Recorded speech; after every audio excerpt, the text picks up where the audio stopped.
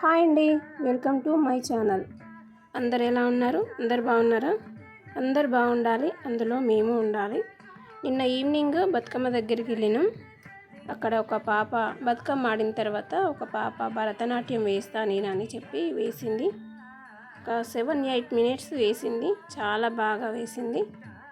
కొంచెం కూడా ఆమెకి నీరసం అనేది లేదు. స్టార్టింగ్ నుండి ఎలా చేసిందో ఎండింగ్ వరకు అలాగే ఉంది, ఎనర్జీగా చాలా బాగా వేసింది.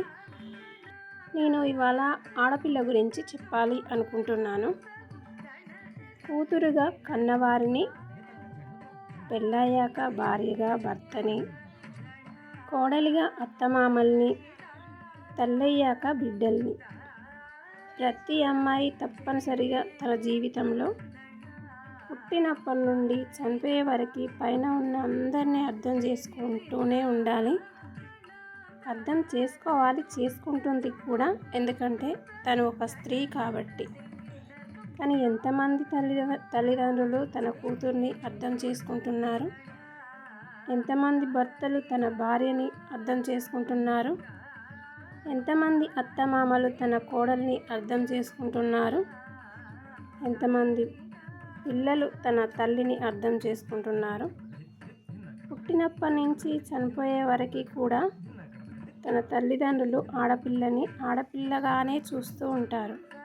కాస్త వయసు వచ్చేసరికి పెళ్లి చేసి పంపించాలి, భారం తీర్చుకోవాలనే చూస్తూ ఉంటారు. అవును, ఎప్పటికైనా ఆడపిల్ల పెళ్లి చేసుకొని అత్తారింటికి వెళ్ళాల్సిందే కదా.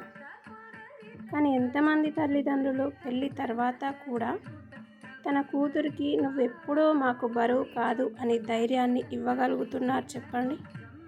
నీకు ఏ కష్టం వచ్చినా మేమున్నామనే భరోసా ఎంతమంది ఇస్తున్నారు చెప్పండి?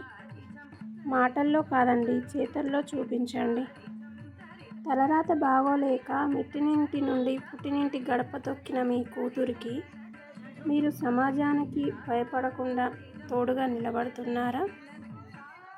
మీ కూతురు మనసులోని బాధని, కష్టాన్ని, అక్కడ పడే ఆమె బాధల్ని అర్థం చేసుకుంటున్నారా?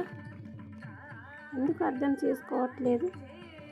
ఇకపోతే అబ్బాయిల ముచ్చటకు వస్తే, ఒక ఆడపిల్లగా చెప్తున్నానండి, మా అమ్మాయిలకి నిజమైన సంతోషాన్ని ఇచ్చేవి మీరు సంపాదించే ఆస్తులు పాస్తులు కాదండి. నగలు, కార్లు, చీరలు ఇవన్నీ కాదండి. వాటిని చూసి కాదు మేము మురిసిపోయేది.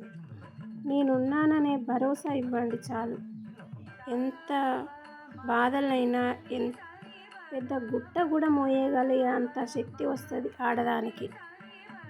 24 గంటల్లో ఒక్క 15 నిమిషాలు ఆమె కోసం కేటాయించండి. అలా కేటాయిస్తే కలిగే నష్టం ఏమీ లేదు కదా. అలా ఆలోచిస్తే మీ భార్య మీకు ఈ ప్రపంచంలో ఎవ్వరూ ఇవ్వలేని ప్రేమని తను అందిస్తుంది. ఇకపోతే అత్తమామల దగ్గరికి వచ్చేసరికి, మీరు కూడా ఒక కూతుర్ని కని ఇంకో ఇంటికి ఇచ్చిన వాళ్ళే. మరి కోడల్ని ఎందుకు కూతుర్లాగా చూసుకోరు? ఒక్కసారి అత్తమామల్లాగా కాకుండా అమ్మ నాన్నల్లాగా చూసుకోండి. మీరు వయసులో పెద్దవాళ్ళు, జీవిత అనుభవంలో కొంచెం కూడా ఆమెకి లేదు. ఇప్పటివరకు కన్నవాళ్ళ దగ్గర అల్లారు ముద్దుగా పెరిగిన ఆ అమ్మాయి ఒక్కసారిగా తన అత్తగారింటికి వస్తే ఆమెకి ఏమో అర్థమవుతుంది చెప్పండి? అంత అయోమయంగా ఉంటుంది. కానీ మీరు అమ్మా నాన్నల స్థానాన్ని తీసుకొని చూడండి. మీ కూతురు కూడా మిమ్మల్ని అంతగా ప్రేమించదు, గౌరవ మర్యాదలు కూడా ఇవ్వలేదు. కానీ ఏ అత్తమామలు కూడా అలా చేయరండి. కోడలు కోడలే, కూతురు కూతురే. ఆమె మనసుని అత్తమామలుగా ఎప్పటికీ అర్థం చేసుకోరండి. ఏ ఇంట్లో అయితే తల్లిదండ్రులు తన కూతురి మనసుని అర్థం చేసుకుంటూ తన కష్ట సుఖాల్లో తోడుగా నిలబడతారో ఆ ఆడపిల్ల ఖచ్చితంగా తన భర్త దగ్గర సంతోషంగా ఉంటుంది. ఏ భర్త తన భార్యని పరాయి ఇంటి నుంచి వచ్చిన ఆడపిల్లలాగా కాకుండా నా భార్య అనే భావనతో అర్థం చేసుకొని తన మనసులో గొప్ప స్థానాన్ని ఇస్తాడో ఆడపిల్ల ఖచ్చితంగా తన అత్తమామల దగ్గర పొందాల్సిన గౌరవాన్ని పొందుతుంది. ఏ కోడల్ని కూతురుగా అత్తమామలు అర్థం చేసుకుంటారో, తమ ఇంటి బిడ్డలా చూసుకుంటారో, ఆ ఆడపిల్ల ఖచ్చితంగా తన బిడ్డల దృష్టిలో ఒక గొప్ప తల్లిగా ఉంటుంది. ఏ బిడ్డలైతే తన తల్లి మనసుని అర్థం చేసుకొని చెప్పినట్టు నడుచుకుంటారో ఆ బిడ్డలు ఖచ్చితంగా గొప్పవారవుతారు. ఎందుకంటే పిల్లలకి తల్లే మొదటి గురువు కాబట్టి.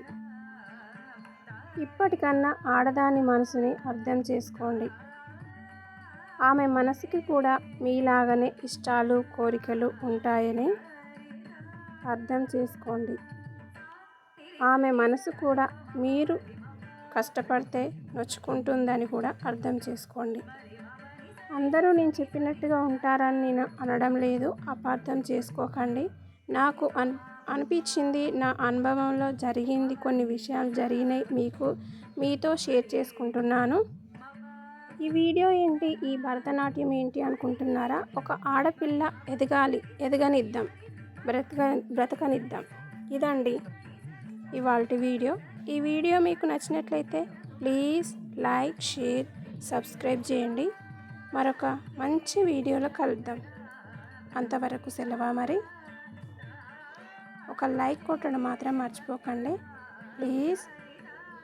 చూసినందుకు ధన్యవాదములు.